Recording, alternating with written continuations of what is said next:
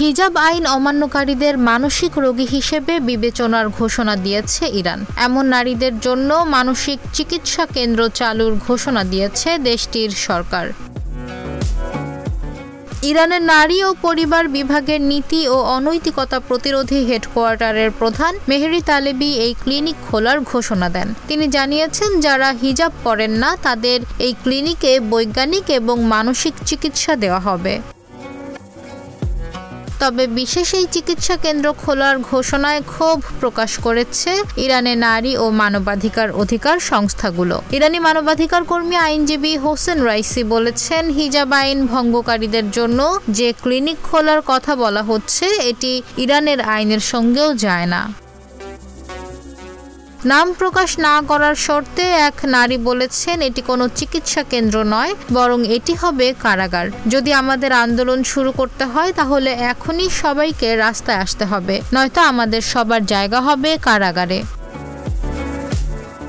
সম্প্রতি ইরানের এক বিশ্ববিদ্যালয় ছাত্রীকে গ্রেপ্তার নিয়ে খবর ছড়িয়ে পড়েছিল। তেহরানে হিজাব আইন লঙ্ঘন করার অভিযোগে নিরাপত্তারক্ষীরা ওই ছাত্রীকে হেনস্থা করেন। এর প্রতিবাদ স্বরূপ ওই ছাত্রী অন্তর্বাস পরে রাস্তায় নেমেছিলেন। পরে তাকে একটি মানসিক হাসপাতালে ভর্তি করা হয়। এই ঘটনার পর হিজাব আইন অমান্যকারীদের জন্য মানসিক চিকিৎসা কেন্দ্র চালুর ঘোষণায় দেশটির নারীদের মধ্যে নতুন করে উদ্বেগ দেখা দিয়েছে।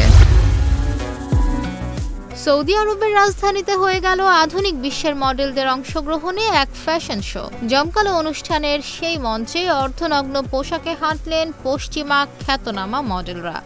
বিশেষ আকর্ষণ ছিলেন পপ আইকন জেনিফার লোপেজ। ইসলামী বিধি বিধান নিয়ে সরবদৃষ্টিতে এলিসাব শো নামে তৈরি মঞ্চে আধুনিক সব নজরকাড়া পোশাকে তারকারা উপস্থিত হন। বুধবার 13 নভেম্বর রাতে রিয়াদে এই আয়োজন করা হয়। শোতে 1001 সিজনস অফ এলিসাব থিমের অধীনে 300টি ডিজাইন প্রদর্শন করা হয়, যা মধ্যপ্রাচ্যের লোককাহিনী আরব্য রজনীর প্রতি শ্রদ্ধা নিবেদন করে বলে আয়োজকরা জানান।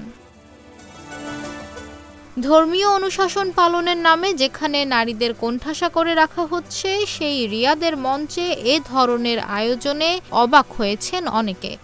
এমনকি এলিসাবের উদযাপনে মঞ্চে একে একে যখন তারকা লোপেজ, ক্যামিলা ক্যাবেলো, ন্যান্সি আজরাম, আমর জায়াব কিংবা কিংবদন্তি সেলিন ডিয়ন পশ্চিমা ঢঙে উপস্থিত হচ্ছিলেন, তখন উপস্থিত দর্শকরাও চমকে যান।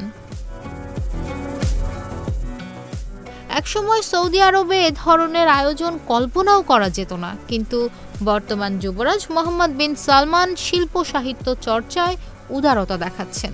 সম্প্রতি দেশটিতে সরকারিভাবে সিনেমায় বিনিয়োগ করা হচ্ছে। নির্মাণ করা হয়েছে আধুনিক cinema hall.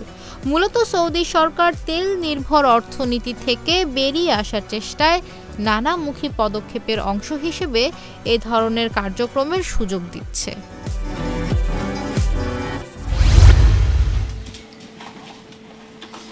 Robert F Kennedy জুনিয়রকে যুক্তরাষ্ট্রের স্বাস্থ্য ও মানব পরিষেবা বিভাগের মন্ত্রী হিসেবে বেছে নিলেন নবনির্বাচিত প্রেসিডেন্ট ডোনাল্ড ট্রাম্প। স্থানীয় সময় বৃহস্পতিবার তিনি এ ঘোষণা দেন বলে সিএনএন এক প্রতিবেদনে জানিয়েছে।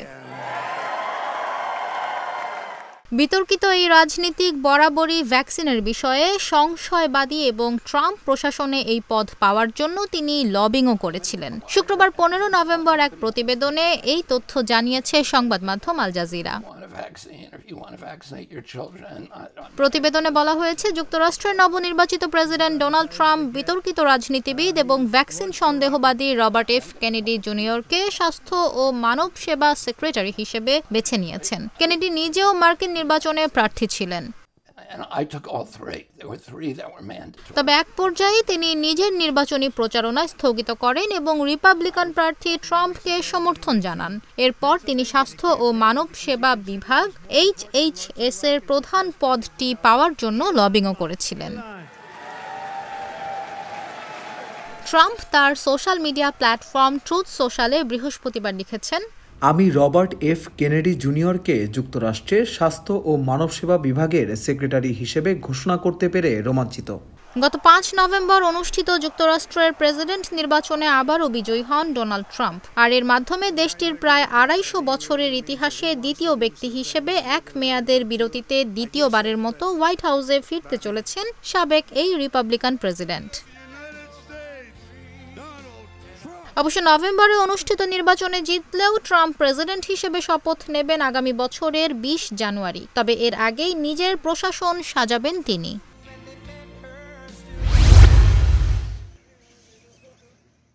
শীত মৌসুম শুরুর আগেই ভয়াবহ বায়ু দূষণে বিপর্যস্ত হয়ে পড়েছে ভারতের রাজধানী নয়াদিল্লি। প্রতিদিনই বাতাসের মানের অবনতি এবং তা খুব খারাপ পর্যায়ে পৌঁছে যাওয়ায় এবার নয়াদিল্লির সকল প্রাইমারি স্কুল বন্ধ ঘোষণা করেছে কর্তৃপক্ষ। শুক্রবার ১৫ নভেম্বর থেকেই এই সিদ্ধান্ত কার্যকর হচ্ছে। অবশ্য স্কুল বন্ধ হলেও শিক্ষার্থীদের পাঠদানের কাজ চলবে অনলাইনে। এছাড়া ধোঁয়াশায় আচ্ছন্ন দিল্লির পরিস্থিতির উন্নতি ঘটাতে বেশ কিছু পদক্ষেপও নিয়েছে সেখানকার কর্তৃপক্ষ। শুক্রবার এক প্রতিবেদনে এই তথ্য জানিয়েছে ব্রিটিশ সংবাদ মাধ্যম বিবিসি। প্রতিবেদনে বলা হয়েছে, ক্রমবর্ধমান বায়ু দূষণের কারণে দিল্লির সমস্ত প্রাথমিক বিদ্যালয় বন্ধ থাকবে বলে কর্মকর্তারা ঘোষণা দিয়েছেন। বিবিসি বলছে, দিল্লি এবং আশেপাশের শহরগুলো ব্যাপক মাত্রায় দূষণের কবলে পড়েছে, যেটাকে মানুষের স্বাস্থ্যের জন্য বিপজ্জনক বলে মনে করা হচ্ছে। বৃহস্পতিবারও দিল্লির বাতাসে সূক্ষ্ম কণার পরিমাণ নিরাপদ মাত্রার চেয়ে ৫০ গুণের বেশি ছিল। মূলত তাপমাত্রা হ্রাস, ধোঁয়া, ধূলিকণা, বাতাসের কম গতি, যানবাহন থেকে ধোঁয়া নির্গমন এবং ফসলের খড় পোড়ানোর কারণে শীতকালে দিল্লি এবং উত্তর ভারতের রাজ্যগুলো প্রতি বছর ধোঁয়াশার সম্মুখীন হয়ে থাকে। ভারতীয় সংবাদ মাধ্যম বলছে, দিল্লির দূষণ ঘিরে উদ্বেগের মধ্যেই শুক্রবার থেকে আরও কড়াকড়ি আরোপ করা হচ্ছে ভারতের এই জাতীয় রাজধানীতে। দিল্লিতে বাতাসের গুণগত মানের অত্যন্ত অবনতি হওয়ায় এই কড়াকড়ি আরোপ করা হয়েছে। মূলত দিল্লি ও সংলগ্ন উত্তরপ্রদেশের বেশ কিছু অঞ্চলে দূষণ পরিস্থিতি নিয়ে উদ্বেগ বৃদ্ধি পেয়েছে। বৃহস্পতিবার আগ্রায় ধোঁয়াশা এতটাই বেশি ছিল যে তাজমহলের প্রবেশদ্বার থেকে সৌধ দেখা যাচ্ছিল না। দিল্লিতেও ছিল ধোঁয়াশার ঘন চাদর। এই অবস্থায় শুক্রবার থেকে একাধিক কড়াকড়ি আরোপের সিদ্ধান্ত নেওয়া হয়।